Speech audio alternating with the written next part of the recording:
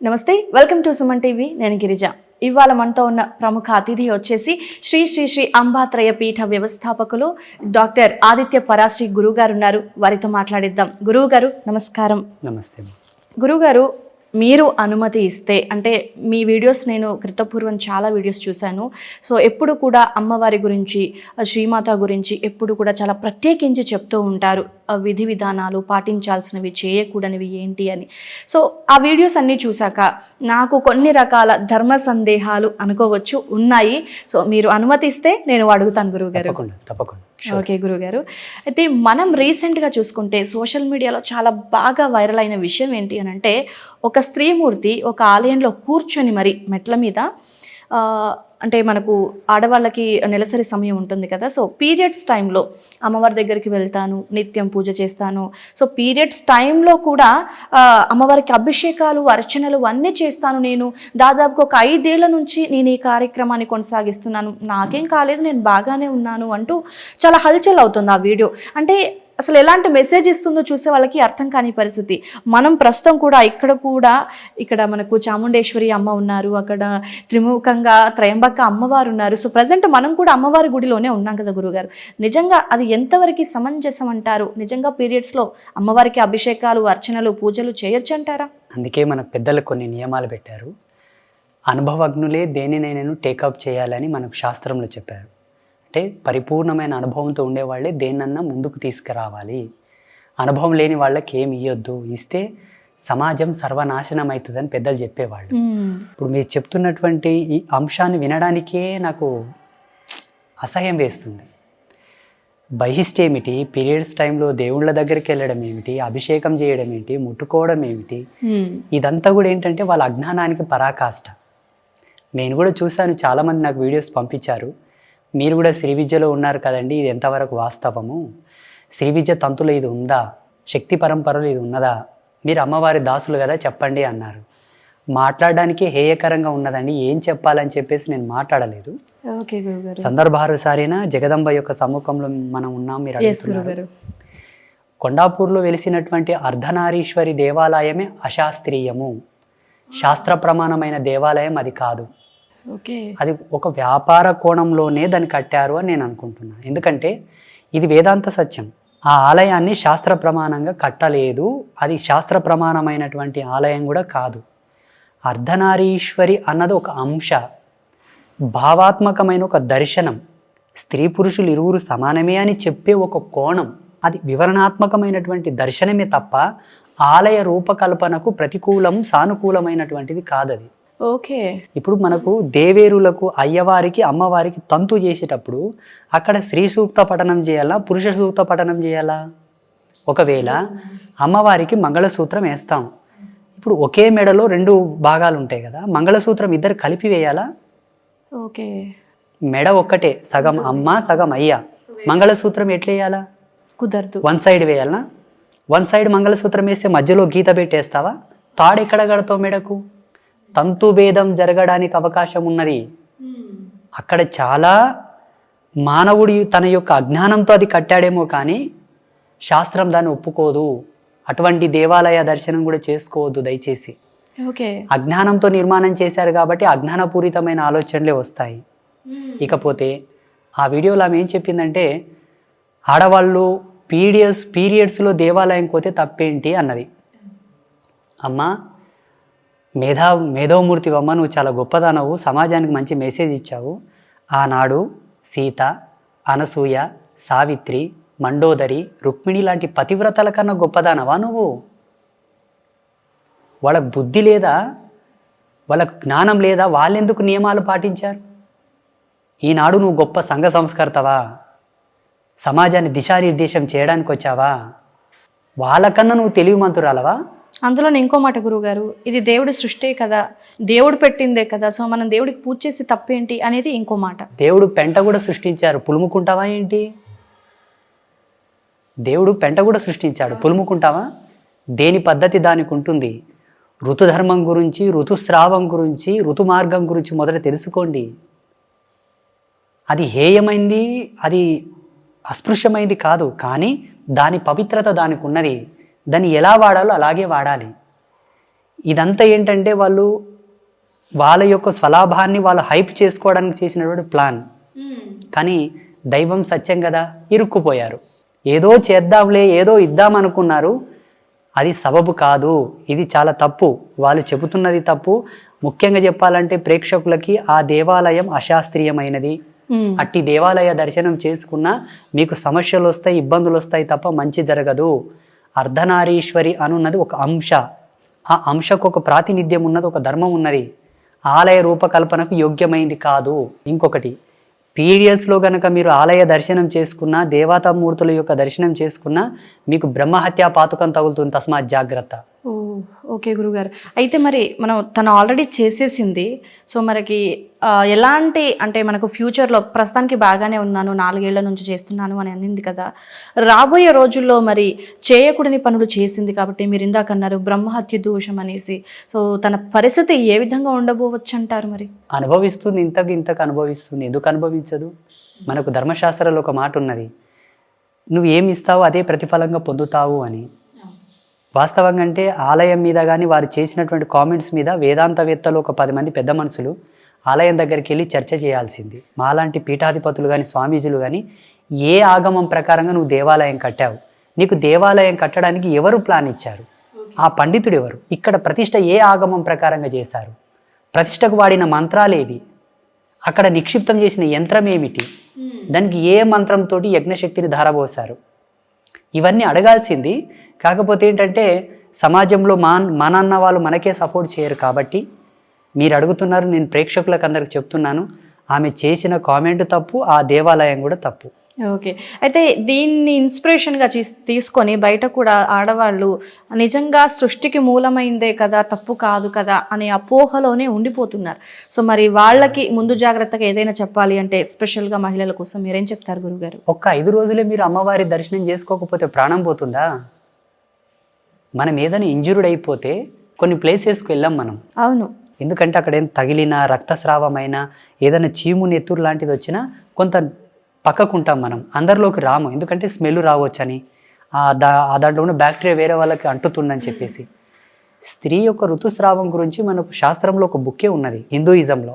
Okay, దాన్ని చదివితే మీకు దాని యొక్క వివరాలు తెలుస్తాయి, ఎలా ఉంటుంది, ఆమె స్థితి ఏంటి, ఆమె పరిస్థితి ఏంటి, 5 రోజులు ఎలా ఆమె నడవడికలో ఉంటుందన్నది. ఇవేవి తెలియకుండా నోటికి ఏది వస్తుంది వాగితే దాన్ని ఏమనాలి? అజ్ఞానం కాదు, ఇంకా వల్గర్గా వాడాల్సి వస్తే పెయ్యి బలుపు. ఓకే గురుగారు, నిజంగా కళ్ళు మూసుకుపోయి మూర్ఖంగా ప్రవర్తించింది. సో నిజంగా అలా ప్రవర్తించే వాళ్ళకి పైన దేవుడు చూస్తుంటాడు.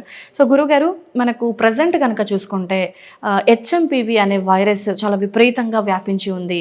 సో మనకి 2020లో కరోనా వచ్చింది, దాని ప్రభావం ఏ విధంగా ఉండిందో మనం ఆల్రెడీ చూసాము, లాక్డౌన్ లాంటివి, లేదంటే కొన్ని రకాల ఆధ్యాత్మికంగా కానీ ఆరోగ్య సమస్యల పరంగా చూసుకున్నాం. సో మరి 2025లో మరి ఈ HMPV అనే ప్రభావం, వైరస్ ప్రభావం మళ్ళీ అంటే అంతకుముందుకు వచ్చిన ప్రభావాన్ని చూపించే అవకాశాలు ఏమైనా ఉన్నాయంటారా? మరేం లేదమ్మా, ఎవరు భయపడాల్సిన అవసరం లేదు, ఇదేమంత ప్రభావం చూపేది కాదు. మీ జాగ్రత్తలు మీరు ఉండవచ్చు. అయితే చైనాలో కూడా మా భక్తులు ఉన్నారు చాలామంది. నేను ఈ మధ్యలో కథనం చూసిన వెంబడి నేను వాళ్ళకి ఫోన్ చేశాను. ఓకే, ఏమయ్యా ఇట్లా అంటున్నారు, వాస్తవమేనా అని. లేదు గురువు గారు, అదేదో ఫ్లో వచ్చింది చిన్నగా, వింటర్ సీజన్ కదా, ఆ చిన్న ఫ్లో ఏదో వచ్చింది, వాళ్ళు బెంబేలు పడిపోతున్నారు, అటువంటిది ఏం లేదండి అన్నారు. ఇప్పుడు ఈ మధ్యలో కుంభమేళా ఒకటి జరగబోతున్నది. ఎస్ గురుగారు, నేను అదే అడగబోతున్నాను. కుంభమేళా జరగబోతోంది కాబట్టి అక్కడికి భక్తులు వెళ్ళకూడదనే ఉద్దేశంతో ఇలా ఒకటి క్రియేట్ చేశారు. ఇంకోటి ఏంటంటే కరోనా రావడం లోపల ఒక సృష్టి ఆంతర్యము, ఒకటి ప్రాకృతికమైన ఆంతర్యము, మానవుని యొక్క వీక్నెస్ను తెలియచెప్పడానికి వచ్చినటువంటి ఒక మహమ్మారి. ఇప్పుడు అటువంటిది ఏమి లేదు, ఎవరు భయపడవద్దు, అందరూ ధైర్యంగా ఉండండి, ఎవరికి ఏ అనర్థం జరగదు. తప్పకుండా కుంభస్నానం చేసి ఆ పుణ్యం మీ వెంట తెచ్చుకోండి. ఇది మంచి సదావకాశం, హిందూ జాతిలో పుట్టిన ప్రతి పౌరుడికి, ప్రతి ఒక్కరికి సదావకాశం. ఇటువంటి అనుమానాలకు, అపోహలకు మీరు ప్రలోభపడొద్దు, మీరు చక్కగా కుంభస్నానం చేయండి. ఓకే గురుగారు, మెడికేషన్ పరంగా అలాగే ముఖ్యంగా ఆధ్యాత్మికత పరంగా కూడా మనం ఏ విధమైనటువంటి నియమ నిబంధనలను పాటించాలి, ఆధ్యాత్మిక పరంగా దైవాన్ని ఏ విధంగా ఆరాధన చేసుకుంటే మనం ఈ గడ్డు పరిస్థితుల నుంచి బయటపడతామంటారు? నిరంతరము మనకు ఎంత సమయం దొరికినా నిరంతరము భగవద్ధ్యానంలో ఉండండి, సమీప ఆలయాలను దర్శించుకోండి. ఎందుకంటే ఆలయ కేంద్రకాలు ఒక అద్భుతాలు మన హిందూయిజంలో. అలాగే సమీపంలో ఎవరైనా సాధు సత్పురుషులు స్వామీజీలు ఉన్న వాళ్ళ దర్శనం చేసుకోండి. గోమాతల దర్శనం, గోశాల దర్శనం చేసుకోండి. మెడికలైజేషన్ ప్రకారంగా మీకు ఫ్యామిలీ డాక్టర్స్ ఉంటే ప్రతి సందర్భంలో ప్రతి సమయంలో వాళ్ళ కన్సల్టేషన్ మీరు తీసుకోండి. వాళ్ళ సలహాలు సూచనలు పాటించండి. ఇప్పటికైతే ఏం భయపడాల్సిన అవసరం లేదు. ధైర్యంగా ఉండండి. ఇక ముందు కూడా ఏ వైరస్ కానీ ఏ సమస్య కానీ మీ దరికి రాదు. మీరందరూ చల్లగా ఉంటారు. అమ్మవారి ఇస్తున్నటువంటి ఆశీర్వాదం. ఓకే గురుగారు. భారతదేశానికి అటువంటి సమస్య ఏం రాదు. మీరందరూ ధైర్యంగా ఉండండి. ఓకే గురుగారు, మనకి ఈ నెల 13వ తేదీన భోగి పండగ ఉంది. సో అదే రోజు మనకి కుంభమేళ కూడా ప్రారంభమవుతుంది. ఆరుద్ర నక్షత్రము, పుష్య పూర్ణిమ. సో అన్ని రకాల శుభ రోజులు, శుభ తిథులు అన్నీ కలిసి వచ్చాయి కదా గురుగారు. మరి ఆ రోజు యొక్క ప్రత్యేకత గురించి. మనకు సంక్రాంతి పండగ అనేది ఒక అద్భుతమైనటువంటి పండగ. మన తెలుగు ప్రజలకైతే ఇంకా చెప్పాల్సిన అవసరం లేదు. ఆనందభరితమైనటువంటి పండగ సంక్రాంతి పండగ. వాస్తవంగా అంటే సంక్రాంతి అంటే గ్రహాల యొక్క సంక్రమణను ప్రతికూలంగా చేసేటటువంటి ఒక స్థితి. అంటే గ్రహాలలో మార్పులు జరుగుతాయి, చాలా మార్పులు జరుగుతాయి. జ్యోతిషపరంగా విద్వాంసులకు చాలామందికి అనుభవం ఉన్నది.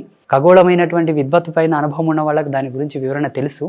సంక్రాంతి ఈ 3 రోజులు కూడా మన ప్రాంతీయ వారీగా ఉండేటటువంటి ఆచారాలకు పద్ధతులకు అందరూ కూడా అనుగుణంగా ఉండి ఆ పండగలు చేసుకోవాలి. ఇందులో చాలా లోతున్నది. ఓకే గురుగారు. మన పెద్దలు చాలా డెప్త్గా దీని మీద ఆలోచన చేసి మనకి పండగలు ప్రవేశపెట్టారు. ఈ పండగలను మనం ఆచరిస్తూనే ఆ పుణ్యాన్ని మనం గ్రోలాలి. ఆధునిక పోకడలకు అలవాటు పడిపోయి ఈ పండగలనని పక్కన పెట్టి ఆ పుణ్యాన్ని, ఆ పురుషార్థాన్ని మీరు కోల్పోతున్నారు. దయచేసి మీరు ఎన్ని ఆధునిక పోకడలకన్నా అలవాటుగా మీరు ఉండండి, తప్పులేదు. మీరు ఉండాల్సి ఉంటే ఉండవచ్చు. పండగలను మాత్రం తప్పకుండా ఇంప్లిమెంట్ చేసుకోండి. ఈనాడు మీరు ఆచరిస్తేనే రేపు భావి తరాలకు అవి అందుతాయి. మిమ్మల్ని చూసి మీ పిల్లలు నేర్చుకుంటారు. ఎందుకంటే నేచర్ ప్రకారంగా ఈ పండగల్లో ఎంతో విశిష్టత ఉన్నది. రాశుల సముదాయం మారుతుంది, ఆయనాలు మారుతాయి, నక్షత్ర యోగ బలాలన్నీ మారుతాయి. దక్షిణాయనం వీడి ఉత్తరాయణ పుణ్యకాలం ప్రవేశిస్తున్నది కాబట్టి ప్రాకృతికంగా ఎన్నో మార్పులు జరుగుతాయి. ఆ మార్పులకు అనుగుణంగానే ఈ భోగి, మకర, కనుమ ఈ 3 పండుగలు మన వాళ్ళు మనకు ప్రవేశపెట్టారు. సమీపంలో నది ఉంటే నదీ స్నానం చేయండి. మకర సంక్రాంతి రోజు ఉత్తరాయణ పుణ్యకాలం ప్రవేశించేటప్పుడు నదీ స్నానం చేసి నూతన వస్త్రములు కట్టుకొని ఇంట్లో చక్కగా పూజలు చేసుకొని ఆ రోజు పొంగలి గనక చేసి నైవేద్యం పెట్టి మనం స్వీకరిస్తే సంవత్సరం పాటు సుఖ సంతోషాలతో ఉంటారన్నది మనకు ప్రతీది. ఓకే గురుగారు. సరే, మరి మనకు ఆ సమయం వచ్చింది కాబట్టి 13వ తేదీన కుంభమేళ జరగబోతుంది గురుగారు. సో మనకి కుంభమేళ అనేది అందరికీ తెలిసిందే, ప్రయాగ్లో జరగబోతుంది. సో ఏంటి కుంభమేళ యొక్క ప్రత్యేకత, విశిష్టతల గురించి తెలియజేస్తారా గురుగారు? ఈసారి వచ్చే కుంభమేళ 140 సంవత్సరాలకు ఒకసారి వస్తుంది. ఇప్పుడు ఓకే, ప్రతి 12 సంవత్సరాలకు ఒకసారి కుంభమేళ వస్తుంది, మహాకుంభ. అటువంటి మహాకుంభలు 10 కుంభమేళలు కలిస్తే ఈ కుంభమేళ. ఈ కుంభమేళ 140 సంవత్సరాల కన్నా ముందు వచ్చింది, మళ్ళీ ఇప్పుడు వస్తుంది. యాజ్ ఇట్ ఈస్ సేమ్ ఇదే ముహూర్త యోగ బలముతో వచ్చే కుంభమేళ 140 సంవత్సరాలకు మళ్ళీ వస్తుంది. 12 సంవత్సరాలకు వచ్చేటటువంటి కుంభమేళలో బహు ప్రాశస్తం ఉంటుంది. అంతకన్నా 100 రెట్ల ఫలితం ఈ కుంభమేళ ద్వారా మనకు సిద్ధిస్తున్నది. ఈ కుంభ స్నానం చేసే మనిషి సరాసరి మోక్షాన్ని పొందుతాడు, స్నానం ఆచరించినంత మాత్రాన్ని. ఎందుకంటే కుంభమేళనే ఒక అద్భుతం. ఆనాడు అమృత మదనం జరిగినప్పుడు అమృత బిందువులు పడ్డ 4 ప్రదేశాల్లో కుంభం అవుతుంది. అట్టి కుంభలో ఇది చాలా మహాకుంభములు. అంటే 12 కుంభములకు ఒక కుంభం ఇది, 12 మహాకుంభమేళాలకు ఒక మహాకుంభమేళ ఇది. అంటే ఇది చక్రవర్తిత్వాన్ని సిద్ధింపజేసుకునేది. అవి సమానమైనటువంటి 12 రాజకుంభములు కలిస్తే ఒక మహా చక్రవర్తిత్వ కుంభ ఇది. ఇప్పుడు వచ్చేది మనందరి అదృష్టం. నిజంగా మనందరి అదృష్టం. కాళ్ళు చేతులు గట్టి ఉన్నాయి, యవ్వన ప్రాయంలో ఉన్నాం. తప్పకుండా హిందూ అనేవాడు వెళ్ళి స్నానం చేయాల్సిందే. ఎక్కడా కాంప్రమైజ్ కావద్దు. మళ్ళీ 140 సంవత్సరాలకు ఉండేటోళ్ళు ఎవరు, పోయేటోళ్ళు ఎవరు? వెనకటికి సశరీరంతో స్వర్గం వెళ్ళాలని కోరిక ఉండేదట చాలా మందికి, కానీ వెళ్ళలేదు. ఎంత పెద్ద తాపసికైనా సాధ్యం కాలేదు. ఇటువంటి పవిత్రతలు ఈపున ఉంటే ఇటువంటి పుణ్యఫలాలు, ఇటువంటి నదీ స్నాన పుణ్యఫలాలు, పుష్కర పుణ్యఫలములు, కుంభస్నాన పుణ్యఫలాలు మన ఈపున ఉంటే సశరీరంతో స్వర్గానికి పోకపోయినా పర్వాలేదు కానీ జీవించినన్నాళ్ళు స్వర్గంలో ఉన్నట్టుగా జీవిస్తా. ఓకే గురుగారు, చాలా చక్కగా తెలియజేశారు. అయితే గురుగారు, మనకు ఇక్కడ కుంభమేళలో వచ్చేసి త్రివేణి సంగమం కదా, సో చాలామంది స్నానం ఆచరించడంలో కూడా చాలా రకాల విధి విధానాలు ఉంటాయి, పాటించాలి, అలా చేస్తేనే మనకు పుణ్య ఫలితం కలుగుతుంది అంటారు కదా. మరి అక్కడ గంగా నదిలో స్నానం చేసేటప్పుడు మనం స్నానం విధిని ఏ విధంగా ఆచరించాలి అంటారు? మన భారతదేశం యొక్క గొప్పతనం ఏంటంటే అమ్మా, మన శరీరంలో సప్త ధాతువుల యొక్క ప్రమోదం ఉన్నది. సప్తధాతువుల యొక్క కేంద్రకంగానే మన జీవనాడుల యందు జీవుడు స్రవింపబడి ప్రసరింపబడి మనం పలుకుతాము, మాట్లాడతాము. ఎప్పుడైతే సప్తధాతువుల యొక్క ప్రమోదం స్తంభింపబడుతుందో జీవుడు ఆరిపోతాడు, మనిషి చనిపోతాడు. ఆ సప్తధాతువుల యొక్క కేంద్రకంగానే మన భారతదేశంలో సప్త జీవనదులు ప్రవహిస్తున్నాయి. మన బాడీ యొక్క స్ట్రక్చరే ప్రపంచం యొక్క స్ట్రక్చర్. ఆ ప్రపంచంలో దేహంలో ఒక హృదయం ఉన్నట్టు ప్రపంచం అనే ఈ కేంద్రకంలో హృదయ స్థానం లాంటిది భారతదేశం. ఈ హృదయంలో హృదయ కేంద్రకం ఉండే సప్త జీవనది జలాల యొక్క సమూహమే ఈ దేహం యొక్క సమూహం. ఈ దేహంలో కూడా త్రివేణి సంగమం ఉన్నది. ఇడ, పింగళ, సుషుమ్న అనే 3 నాడులు కలుసు ప్రదేశమును త్రివేణి సంగమం అంటారు మన దేహములో. ఓకే. మన దేహంలో ఎలా అయితే త్రివేణి సంగమం ఉన్నదో అలాగే భారతదేశంలో కూడా త్రివేణి సంగమం, గంగా, యమున, సరస్వతి నదులు కలిసే సంగమం. జీవుడు ధ్యానంలో కూర్చొని యోగముని యందు లయమై ఆ త్రివేణి సంగం అంతర్ముఖుడై ఇక్కడ సంగమించవాలి. అది జీవుడి యొక్క ధర్మం. అందరూ యోగా, మెడిటేషన్, ధ్యానం చేసి ఇక్కడ సంగమించలేరు కదమ్మా, జీవుడిని ఇక్కడ నిలబెట్టలేరు కదా. ఇలా సంగమించలేని వాళ్ళకు ఈ సంగమ స్నానం మనకు భగవంతుడు ఆల్టర్నేట్ ఇచ్చాడు. అక్కడ బహిరంగ సంగమ స్నానం చేసిన ఆంతరంగిక సంగమ స్నానం చేసిన ఫలితాన్ని పొందుతాడు. అనగా మేము ధ్యానంలో ఇక్కడ సంగమించిన వాళ్ళం ముక్తిని పొందుతాము. మీరందరూ సివిల్ పర్సన్స్ అందరూ అక్కడ స్నానం చేస్తే ముక్తిని పొందుతారు. భగవంతుడిని ఋషి ప్రశ్న వేశాడు బ్రహ్మదేవుణ్ణి, ఏమయ్యా ప్రతి ఒక్కడు ఆధ్యాత్మికంగా రాణించలేడు కదా, రాణించని వాళ్ళకి ఏంటయ్యా అంటేనే ఇన్ని పుణ్యక్షేత్రాలు, ఇన్ని నదీ స్నానాలు, పుష్కరాలు, కుంభమేళాలు, ఇవన్నీ మనకు భగవంతుడు ఆల్టర్నేట్ ఇచ్చాడు. చూడమా, ధ్యానంలో కూర్చొని మేము చక్రాసాన్ని యాక్టివేట్ చేసుకొని సహస్రారంలో కలపాలి. ఇలా యాక్టివేట్ చేసుకొని సహస్రారాన్ని చూడలేని జీవుడికి కైలాస పర్వత దర్శనం చేసుకుంటే సహస్రార దర్శనం చేసిన పుణ్యం వస్తుంది. మన భారతదేశానికి అది సహస్రారం. ఓకే, నిజంగా మన దేహం యొక్క స్ట్రక్చరే మన భారతదేశం, మన ప్రపంచం యొక్క నిర్మాణ శైలి. ఇది కొంచెం ఇంకా వివరిస్తే అందరికి అర్థమవుతుంది. కుంభస్నానం చేయడానికి వెళ్ళే ప్రేక్షకులకు అందరికి ఒక విజ్ఞప్తి. చెప్పండి గురుగారు. బహు ప్రాశస్తంతో కూడుకున్నది కాబట్టి అధిక సంఖ్యాకులు అక్కడ పాల్గొంటున్నారు. అవును, భారతీయుల కన్నా ఫారెనర్స్ ఎక్కువ పాల్గొంటున్నారు. 140 సంవత్సరాల కన్నా ముందు వచ్చిన అఘోరాలు ఈసారి వస్తున్నారు. మధ్యలో వచ్చిన కుంభమేళలో కొంతమంది వచ్చారు, కొంతమంది రాలేదు. కొందరికి టైమ్ ఆఫ్ సీక్వెన్సబుల్ పీరియడ్ ఉంటుంది. ఆ టైం యొక్క మెథడ్ను అనుసరించి పోయినసారి వచ్చిన కుంభమేళలో వచ్చిన అఘోరాస్ నాగ సాధువుల కన్నా ఈసారి రెట్టింపు వాళ్ళు వస్తున్నారు. ఒక్కరొక్కరు వయస్సు 350 సంవత్సరాలు, 400 సంవత్సరాలు, 500 సంవత్సరాల అఘోరాలు వస్తున్నారు. అందుకే వెళ్ళే వాళ్ళు కొంత జాగ్రత్తగా, తోపులాట ఎక్కువ ఉంటుంది, జన సమూహం ఎక్కువ ఉంటుంది. చిన్నపిల్లలు వెళ్ళొద్దు, ముసలి వాళ్ళు వెళ్ళొద్దు, కకృతి పడి వెళ్ళకండి. ఎందుకంటే పుణ్యం దొరుకుతుందని వెళ్తున్నారేమో, సమూహం ఎక్కువ ఉంటుంది కాబట్టి జాగ్రత్త. ఎవరి వస్తువులపైన వాళ్ళకు జాగ్రత్త ఉండాలి, ఎవరి వస్తువులపైన వాళ్ళకు నిబద్ధత ఉండాలి. సంగమ స్నానాన్ని అపవిత్రం చేయొద్దు. మలమూత్ర విసర్జనలు చేయడం, ఇటువంటి పాపపు పనులు చేయవద్దు. మీకు సాధ్యమైనంతలో స్నానం చేసుకొని వచ్చేసేయండి. అంతే. అక్కడ ఉండడము, ఆ ఘోరాలతో సెల్ఫీలు దిగడము, వీడియోలు తీసుకోవడము, ఉన్న రష్కే, ఉన్న జనాలకి అక్కడ స్థానం లేదు. ఈ పిచ్చి పనులు చేయకుండా పవిత్రతను కాపాడండి. హిందూ ధర్మానికి అపకీర్తి తేవద్దు. ఓకే గురుగారు. సో నిజంగా పుణ్యం ఎక్కడ సందు దొరుకుతుందా అని ప్రయత్నం చేస్తున్నారు. ఇప్పుడు ఈ వైరస్ అనే కల్లోలం అదే చూడండి. ఈ వైరస్ అనే కల్లోలం అదే. ఎందుకంటే ఉత్తరప్రదేశ్ గవర్నమెంటు, మాన్యనీయ ముఖ్యమంత్రి యోగి ఆదిత్యనాథ్ గారు మనకు చాలా సౌలభ్యం ఇచ్చారు. ఏ పూట కాపూటకు వాళ్ళు న్యూస్ రిలీజ్ చేస్తున్నారు. చాలా అద్భుతంగా ఏర్పాట్లు చేశారు. వారి గౌరవానికి, వారి యొక్క గొప్పతనాన్ని కూడా మన అపకీర్తి తీసుకురావద్దు. అవును గురుగారు. ఎవరి హద్దుల్లో వాళ్ళు ఉంటే ఏ విధమైన ఇబ్బందులు జరగవు. గురుగారు, అక్కడికి కొన్ని ఏళ్ల పైబడిన అఘోరాలు వస్తున్నారన్నారు కదా, సో వారి దర్శనం చేసుకోవచ్చు అంటారా? తప్పకుండా. నిన్ననే నాకు ఒక వీడియో వచ్చింది మా ఆల్ ఇండియా సాధు సంతు పరిషత్ నుంచి. 750 సంవత్సరాలు సమాధిలో ఉండే ఒక యోగిని తెచ్చి కూర్చోబెట్టారు అందరి దర్శనం కోసం. చూడొచ్చు, ఇప్పటికైనా సమాధిలోనే ఉన్నాడు. బ్రహ్మదండం ఇట్లా పెట్టారు గదవకి, జీవకళ ఉంది, ఇంకా మజిల్స్ ఉన్నాయి, చర్మం ఉంది. నేను కావాలంటే ఆ వీడియో మీకు షార్ట్ పంపిస్తాను, ప్లే చేయండి. తప్పకుండా గురువుగారు. ఇప్పుడు చాలామంది చదువుకున్న మేధావులు, విజ్ఞాన శాస్త్ర నిపుణులు, ఈ జన విజ్ఞాన వేదిక వాళ్ళు, నాస్తికులు, హేతువాదులు ఇదంతా ట్రాష్ అంటారు, కొట్టిపాడేస్తారు. మీ అనుభవానికి దొరకనంత మాత్రాన ఇది అసత్యమని ఎప్పుడు అనుకోవద్దు. ప్రతీది మీ జ్ఞానానికి దొరకాలని ఏమైనా రూల్ ఉందా? ఇప్పుడు అమ్మ ముందర ఒక శంఖం పెట్టాం, ఈ శంఖం వయసు చెప్పగలవా? చెప్పలేం. నీవు ఎంత కంప్యూటర్లో డీకోడ్ చేసినా దాని వయసు 250 సంవత్సరాలు వస్తుంది. మేము కావాలంటే ఇస్తాం, తీసుకెళ్ళి టెస్ట్ చేసుకొచ్చి మళ్ళీ ఇవ్వండి. దేన్ని పరిశోధించగలవు? ఈ భూమండలంలోనే సగభాగం శోధించావు, ఇంకా సగభాగం ఉన్నది. అమెజాన్ ఫారెస్ట్నే మీరు సరిగ్గా శోధించలేకపోయారు. కొన్ని ప్రదేశాల వైపు మీరు వెళ్ళటం లేదు. అసలు చాలా ఉంది మీరు శోధించాల్సింది. హిందూయిజంని మీరేం శోధించగలరయ్యా? అపహాస్యం చేయవలదు. మీ జ్ఞానం ఇంకా నేర్చుకోవాల్సి ఉన్నది, మీరు నేర్చుకోండి, తర్వాతకు మాట్లాడండి. ఓకే గురుగారు, నిజంగా మీరు శ్రీ విద్య ఉపాసకులుగా ఎన్ని విషయాలను తెలియజేసినా అలా వినాలి అని అనిపిస్తుంది గురుగారు, మాకు చూసే వీక్షకులకైనా సరే. సో మీరు చెప్పే ప్రతి మాటలో ధర్మం, సత్యం జరుగుతున్నది, ధర్మంగా దేవుడికి ఏది కూడా వ్యతిరేకత లేకుండా ఇలాగే చేయాలి, శాస్త్రబద్ధంగా చాలా చక్కగా తెలియజేస్తారు గురుగారు. సో ఫైనల్గా ఒకటి గురుగారు, దేవుడే లేడు అని అంటే దేవుడు ఉన్నాడు అని నమ్మరు, దేవుడు లేడు అని కొట్టిపారేస్తూ ఉంటారు.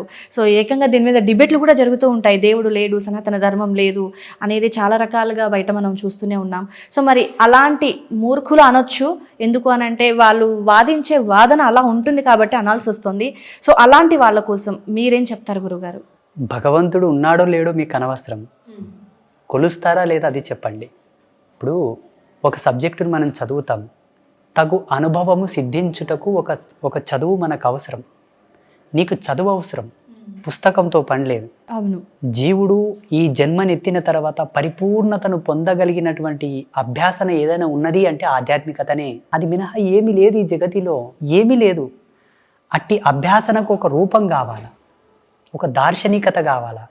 అట్టి దైవత్వాన్ని పొందిన ఒక పుణ్యపురుషుని ఆదర్శంగా తీసుకున్నారు మన వాళ్ళు. శివుడని, విష్ణువని, కృష్ణుడని, రాముడని దైవ తత్పర శక్తిని పుణికిపుచ్చుకొని దైవత్వంతోనే ప్రణమిల్లిన వారిని, ప్రయాణించిన వాళ్ళని ఆదర్శప్రాయులుగా తీసుకొని వారికి తగు ఉపచారములు సమర్పించి ఆ ఉపచారములకు అనుగుణంగా ముక్తిని, మోక్షాన్ని, అనుభూతిని, ఆనందాన్ని పొందుతున్నారు మన వాళ్ళు.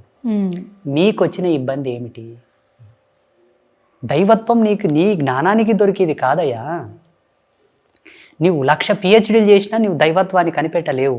దానికి ఆధ్యాత్మిక శోధన కావాలి. నీ పిచ్చి జ్ఞానానిగా దేవుడు దొరికేది? లక్షల సంవత్సరాలు యోగ సమాధిలో ఉన్న వాళ్ళకే పరమాత్మ చైతన్యం దొరకదు. నువ్వేం శోధించావు? వేదాంత సత్యం నీకెరుకనా? మంత్రతంత్ర జ్ఞానాల యొక్క లోతు తెలుసునా? యాంత్రిక విజ్ఞానం తెలుసునా? మంత్ర విజ్ఞానం తెలుసునా? నీకు ఏమిట్లో కనిపెట్టావు నువ్వు దేవుణ్ణి? ఎలా తెలుసు నీకు దేవుడి గురించి? ఏం తెలుసని దేవుడి గురించి మాట్లాడుతున్నావు? నేను ఒక స్వామీజీని, ఆధ్యాత్మికవేత్తను. MBBS గురించి నాకు అవసరం లేదు, నేను చదవలేదు. నేను ఇంజనీరింగ్ గురించి మాట్లాడకూడదు, ఎందుకంటే నా సబ్జెక్టు కాదు. దేవుడు లేడు అన్నది ఎంత అజ్ఞానం అంటే, ఎంత హాస్యాస్పదం అంటే, నా తల్లిదండ్రులు లేరు అన్నది ఎంత అజ్ఞానమో ఇది అంతే అజ్ఞానం. ఇంకా అసలు దానికి ఇంకా మాటలు లేవు గురువు గారు. అసలు అది భగవంతుడు లేనిదే ఈ సృష్టి ఉన్నది అని మీరు నమ్మాల్సి ఉంటే, ఈ సృష్టి తనకు తానుగా ఉద్భవించింది, స్వయంగా ఏర్పడిందని మీరు అనుకుంటే, ఇటువంటి సృష్టి మనకు సమీపంలో చాలా గ్రహాలు ఉన్నాయి, ఎందుకు ఏర్పడటం లేదు? భూమి లాంటి అట్మాస్ఫియర్ ఉన్నటువంటి గ్రహాన్ని మొన్న ఒకటి కనిపెట్టారు నాసా వాళ్ళు. 2022 ఎండింగ్లో, డిసెంబర్లో ఒక నివేదిక వచ్చినది. సేమ్ భూమి లాంటి అట్మాస్ఫియర్ అక్కడ ఉన్నది, నీటి శాతం కూడా ఉన్నది అని నివేదించారు. మరి అక్కడ జీవం లేదే. పోనీ దేవుడు లేడు, నువ్వే సత్యం, నీ జ్ఞానమే సత్యం అని అనుకుంటే, దేహ నిర్మాణమునకు సంబంధించిన అన్ని మినరల్స్, అన్ని ఆర్గ్యూమ్స్ అన్నీ మేము మీకు అందజేస్తాం. ఒక్క కృత్రిమమైన దేహం నువ్వు తయారు చేసి చూపెట్టగలవా? అసాధ్యం, సాధ్యం కాదది. మీ జ్ఞానాన్ని మేము గౌరవిస్తాం. ఇన్ని ఎక్స్పెరిమెంట్లు చేసిన నీ జ్ఞానం ఒక విద్వత్తుకు ప్రతీక, దాన్ని స్వాగతిస్తాం.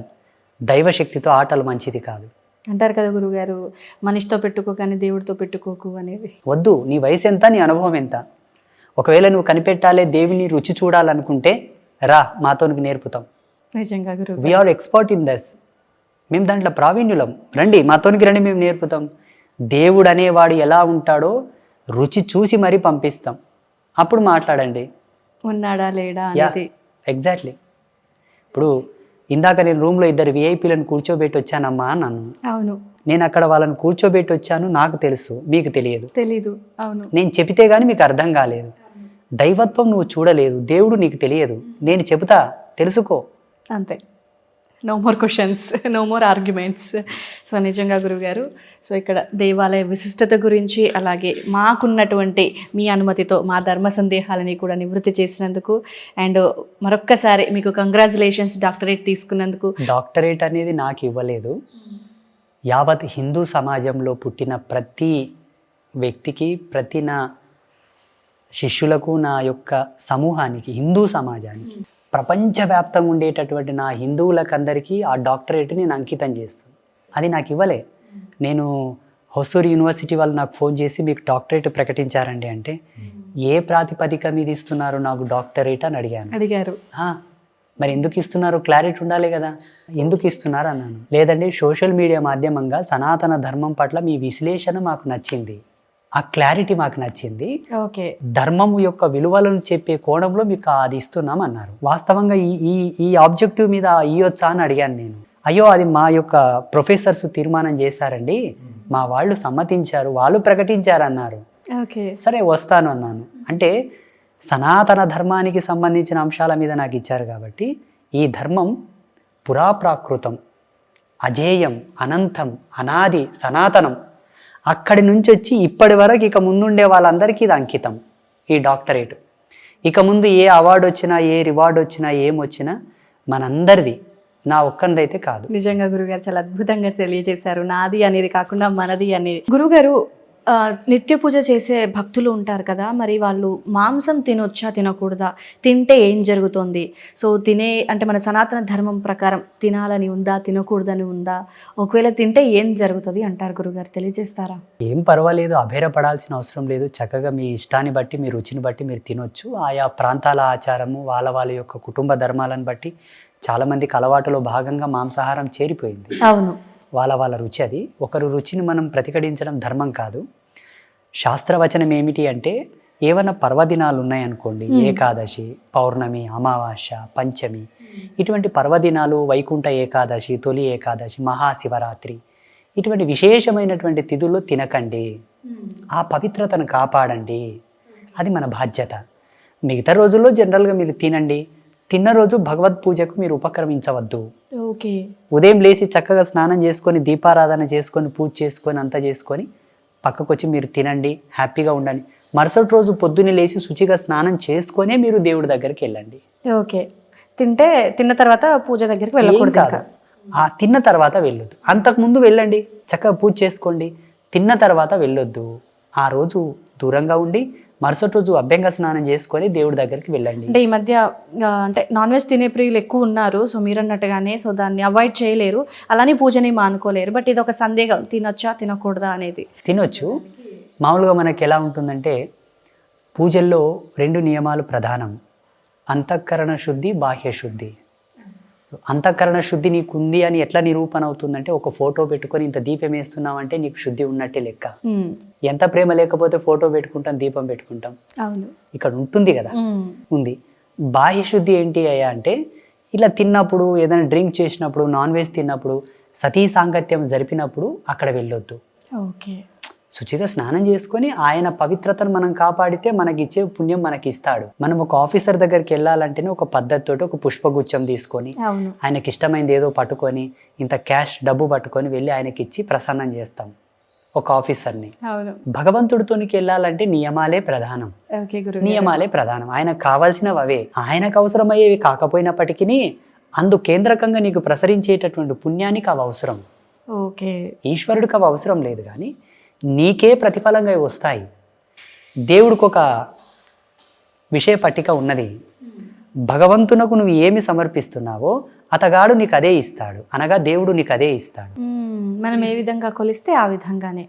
నువ్వు శుద్ధిగా పోయావు అనుకో, తొందరగా నీకు రిజల్ట్ వస్తుంది, నీ కష్టాలు తొందరగా నెరవేరుతాయి. అశుద్ధి మన ధర్మంలో లేదు, మన ధర్మం ఒప్పుకోదు దాన్ని. సనాతన ధర్మం అంటేనే పరమ పవిత్రమైనది, పవిత్రం కాదు, పరమ పవిత్రమైనది. పవిత్రతకే పవిత్రత నేర్పినటువంటి ధర్మం మనది. ఈ అపోహాలు మీరేం పెట్టుకోవద్దు.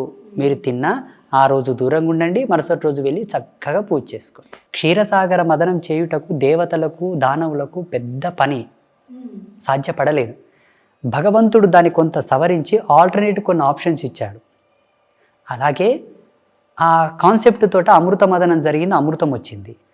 సనాతన ధర్మం ఎంత గొప్పది ఉందో, ఎంత రిస్ట్రిక్షనబుల్గా ఉందో, ఎంత నియమ నిబంధనలతో ఉందో అన్ని ఆల్టర్నేట్ ఆప్షన్స్ కూడా ఇచ్చింది మనకు. అంతటి సౌలభ్యాన్ని కూడా ఇచ్చింది.